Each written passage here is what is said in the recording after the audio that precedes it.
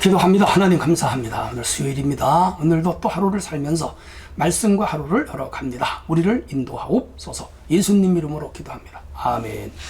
예, 오늘 25일 수요일입니다. 벌써 이제 5월이 서서히 저물어가죠.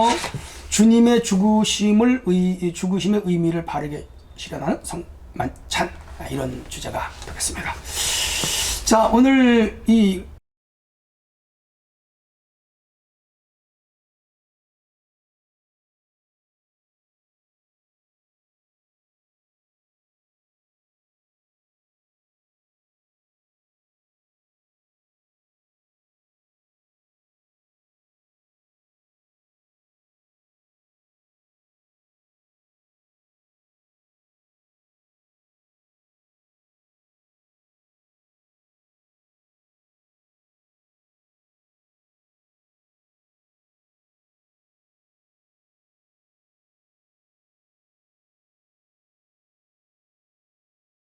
고린도 교회에 또 문제가 생겼어요. 무슨 문제냐고요? 성찬식 문제예요. 네, 세크라멘트 이죠.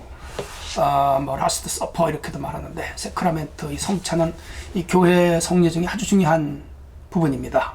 자, 우선 17절로 22절의 내용이 뭔가 하면요, 하나 되지 못한 이 성도들이에요. 고린도 교회가 지속적으로 문제가 생긴 것은 여기 네 파가 처음부터 나오죠. 바울파, 아볼로파, 베드로파, 예수파, 이렇게 교회가 파당이 갈렸다. 심각한 문제죠.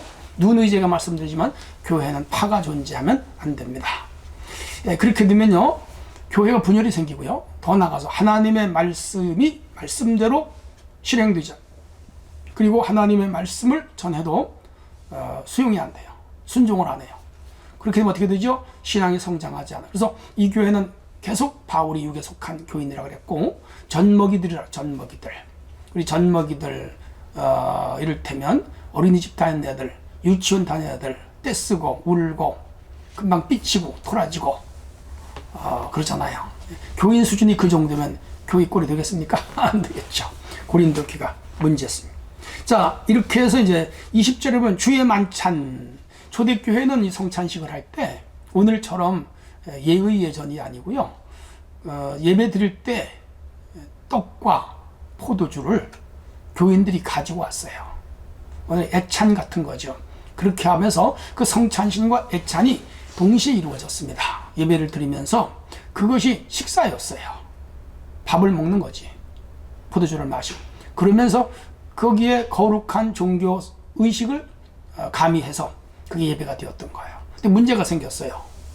이 교회 중에는 좀 부자 교인도 있고 가난한 교인도 있는데, 아마 그 파가 갈릴 때 부자는 부자끼리, 중산층은 중산층끼리, 또 가난한 사람은 가난한 사람들끼리 이렇게 좀 모였던 것 같아요.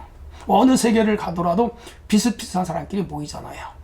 이 교회 안에도 그렇게 모였어요. 그러면 예를 들어 주일날이라고 가정을 하십시다. 돈 있는 사람, 힘 있는 사람, 부자인 사람들은 음식을 만들어 오는데 맛있는 거 가져오겠죠. 스테이크도 가져오고, 무슨 뭐 여러 가지 빵도 좀 고급으로 가져오고. 그러면 비슷한 문화와 수준, 경제적 수준이 같은 사람들끼리 가져와서 그냥 먹어치우는 거라. 근데 여기 또 노동자들이 있단 말이에요. 가난한 자들, 일일 잡부들, 이런 사람들은 예배들은 늦게 온단 말이에요. 왜? 일하다 오니까. 그럼 이 사람들은 가지고 올 것이 없으니까 빈손으로 왔는데 어머니가 다 먹어치웠어.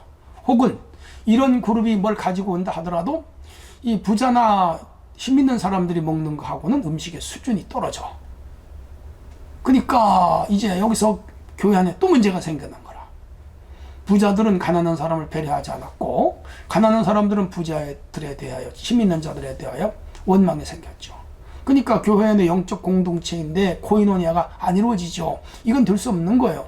교회 안에는 대통령이 와도, 장관이 와도, 국회의원이 와도, 아니면 공무원이 와도, 대기그룹 직원이 와도, 아니면 교회에 뭐 이력 잡부가 와도 다 교인이고 한 가족이에요. 밥을 먹어도 같이 먹고, 선물을 받아도 같이 받고, 예배를 들어도 같이 예배를 드리고, 그래서 한 몸이 돼야 되는데 여기는 물과 기름처럼 도는 거라. 특별히 성만찬에서 이 차별이 많은 거라 심각하죠. 어떻게 되겠어요? 엉터리가 된 것이죠. 이렇게 해서 부자들은 가난한 자들을 배려하지 않았고, 가난한 자들과 또 열심히 이렇게 노동을 하면서 시간이 없는 사람들은 늦게 와서 예배만 뻘쭉히 드리고 가니까, 아씨 무슨 교회가 이래 말이야, 사랑이 없네, 더러워서 못 다니겠네, 나 다른 교회로 갈 거야, 교회 가도 치울 거야, 뭐 이런 말이 나올 거 아니에요. 그러니까 교회가 하나가 안 되고 이게 문제가 심각했던 것이죠. 맞아요. 이 교회 안에서 이런 부자와 가난한 자가 편가르기를 한다든지, 혹은 배운 자와 못 배운 자가 서로 이렇게 무시한다든지, 또 우월주의를 내세운다든지, 이렇게 하면 안 되는 것이죠. 이 고린도 교회는 문제가 많았습니다. 자, 중요한 것은 파당을 존재하는, 파당을 만드는 교회가 돼서는 안 된다. 꼭 기억하시는. 두 번째는 부자들끼리 모여 음식을 먹는 이런 형태가 이 교회 안에 당시에 있었다면, 오늘 우리 교회 안에는 그런 게 없어야 되겠죠. 실제로 없습니다. 우리 교회는. 또 우리 교회는 뭐 큰 부자나 또 아주 가난한 그런 교인들이 존재하지 않고, 다 생활 수준이 거의 비슷한, 약간의 차이는 있습니다만은, 그래서 오히려 좋은 것 같아요. 전혀 고린도 교회 같은 문제가 우리 교회는 없다는 것은 감사한 일입니다. 동시에 우리는 어떤 사람이라도 배려해야 됩니다. 교회 안에는 또 나보다 조금 못한 사람도 있을 수 있어요. 학벌이라든지 재산이라든지 사회적인 직업이라든지, 혹은 그 사람의 능력 수준이라든지 신체적인 조건이라든지 신앙생활의 연수라든지, 이런 것들이 상당한 차이가 있거나 약간의 차이가 있을 수 있는데 서로 배려해야 돼요. 그렇게 해서 이제 좀 우월한 위치에 있는 분들은 좀 낮은 사람들을 수용하고 받아들이고, 또 관용하고 이해하고 더 너그러워야 돼요. 또 상대적으로 좀 낮은 위치에 처해 있는 사람이라면 존중하고, 배울 건 배우고, 도전받을 건 도전을 받고, 이렇게 해서 저 사람이 나를 무시해? 나를 업신여겨? 그러면 안 돼. 업신여기는 사람 없습니다. 이렇게 해서 아름다운 조화와 질서를 이루는 교회가 되도록 해야 되겠습니다. 한편 23절로 26절은 바울이 성찬의 기원에 대해서 말씀합니다. 예수님이 돌아가시기 전날 밤에 제자들을 모아놓고 6월절은 출애굽기 14장 이후에 나오는 그 6월절 출애굽의 사건과 관련이 있잖아요. 그래서 그들은 대대로 6월절을 지키고 있고요. 유대교인들은 지금도 6월절을 지킵니다. 그런데 예수님이 6월절을 지키셨는데, 그날 저녁에 이제 예수님은 6월절을 예수님 제자들에게 끝내시고 새로운 제도를 하나 만드셨는데, 그게 성찬 제도입니다. 그래서 이 성찬의 제도는 6월절에 근거하여 6월절은 성찬의 모형이다, 그렇게 볼 수도 있습니다. 그리고 예수님은 이제 유대교의 그 역사를 끝내고 율법주의를 끝내고 복음 시대를 열어가면서 이러한 그 구약 성도들이 지켜왔던 전통을 새로운 모형을 만드셔서 시작하게 하신 거예요. 그게 성찬식입니다. 그래서 예수님 십자가에 죽으시면서 이제 그 떡을 자신의 살로, 포도주를 자신의 피로 승화시킨 것이죠. 구약의 어린 양이 죽어 피와를 문설주 임방에 바름으로 죽음의 사자들이 이스라엘 백성들을 구원했듯이, 예수님의 피와 살이 주의 백성들을 구원한다는 표시로서 빵과 포도주를 대체한 것이죠. 그래서 오늘 우리가 지금도 이렇게 성찬식을 진행을 하잖아요. 자, 그게 기원이에요. 그래서 바울은 예수께서 성찬의 그 교훈을 제자들에게 주신 것을 다 전해 들었죠, 바울도. 그리고 그 성찬의 그 제도와 성례를 전수시켰습니다. 그래서 바울이 예수님 성찬에 직접 참여하지 않았죠. 그땐 제자가 아니었으니까. 그러나 제자들로부터 들은 그 마지막 라스트 서퍼, 세크라멘트를 바로 기독교의 성찬으로 그대로 전수했습니다. 그것이 지금까지 전통을 이어오고 있죠. 물론 이제 캐톨릭의 화채설과 루터의 공제설과 또 쯔빙글리의 기념설과 칼빈의 이 성찬에 대한 영적 임재설, 신학적 입장은 조금 다르지만은, 그러나 큰 의미에서는 예수님의 마지막 식사를 오늘 성찬으로 받아들이는 것은 맞습니다.